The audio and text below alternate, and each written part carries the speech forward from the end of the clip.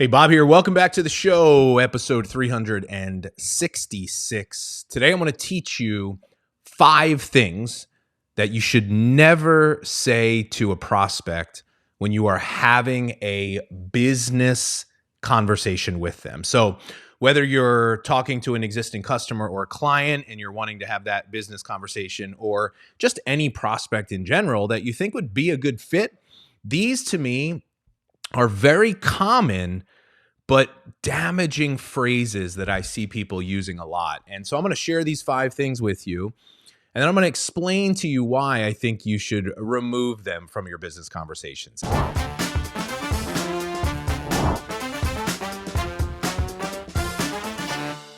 So 5 things that I personally and would recommend to you and should never say in a business conversation. Here's number 1. Have you ever thought about becoming a coach, consultant, artist? This is something I hear all the time, right? I'll ask my client, how do you typically introduce it to people? They're saying, well, have you ever considered it? Have you ever thought about it? Here's why this is not a really great thing to do and say. The answer in most cases is going to be no.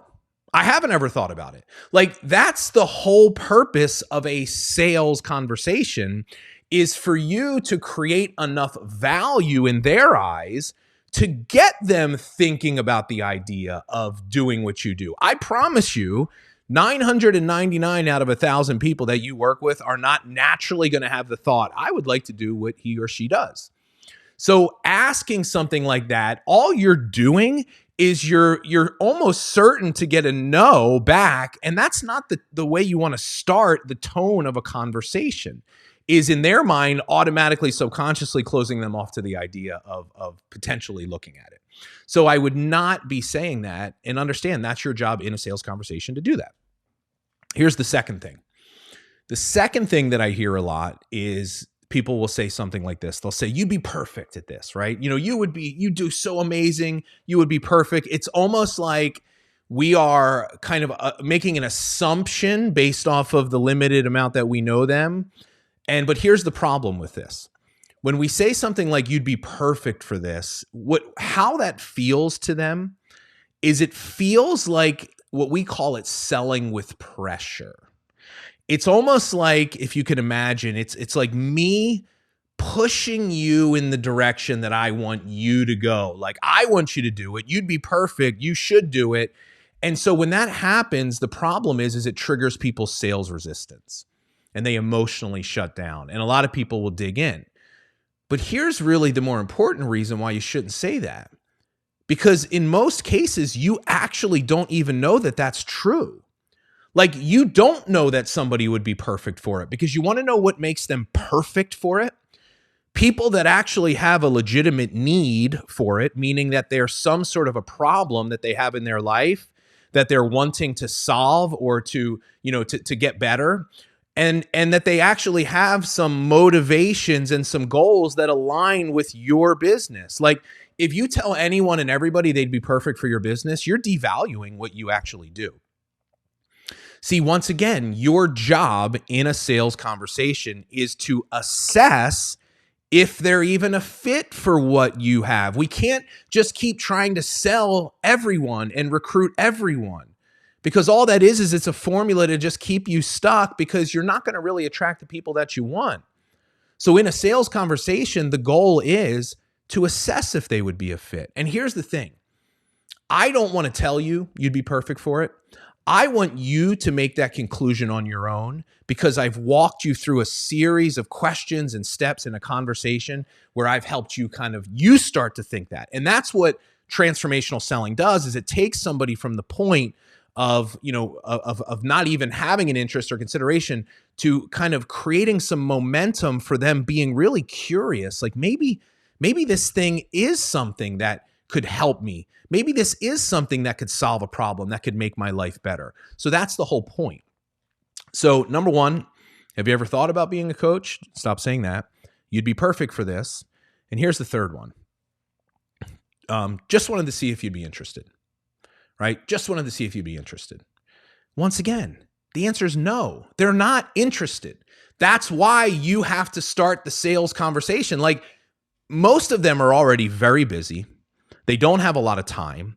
They've got a lot of other challenges. They've got jobs, families, careers. They have all this stuff going on. The last thing in their mind that they're thinking of is, yeah, I want to start a business. I want to take my already busy schedule where I can barely even get through the day, and I just want to throw on a whole other thing on top of that. No, they're not like where they are.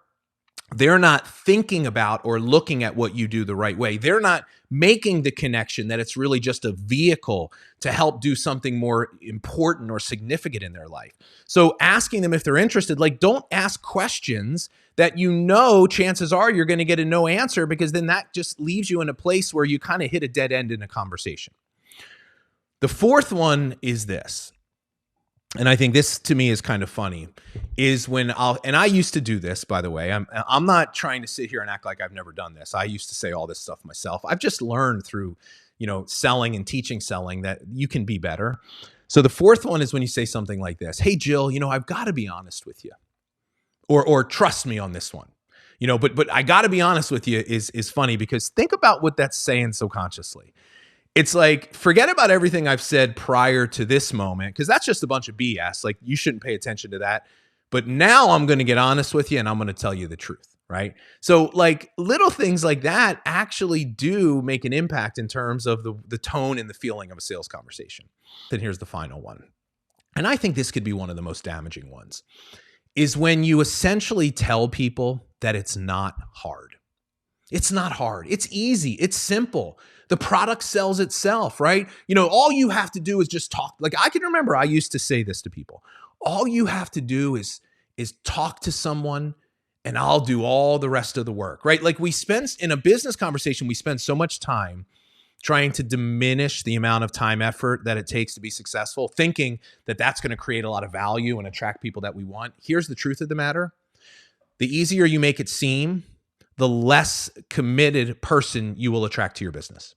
Because if you're in a conversation with somebody that is like a really good, high quality recruit, committed, motivated, successful, the minute you start making it seem really easy, they automatically become less interested.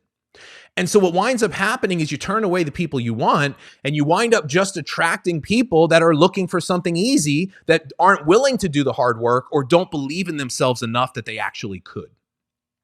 So what I'm trying to get across to you is this: what you say in a conversation matters. How you sell, the conversation you have before you share your thing, in 2023, it is more important than what you sell. It's more important than your products.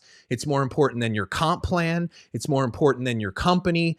It is the thing that ultimately either opens or shuts the door as to somebody's going to even take the next step. So we've got a responsibility to be better, right? This is your greatest opportunity. Just learn how to be better at selling. Learn a more evolved way, a form of sales that's more aligned with service and helping. That's what transformational selling is. That's what a transformational conversation is. And as always, I hope you got some value out of today's episode. I love and appreciate you all for being here. I'll see you soon on the next one. Take care.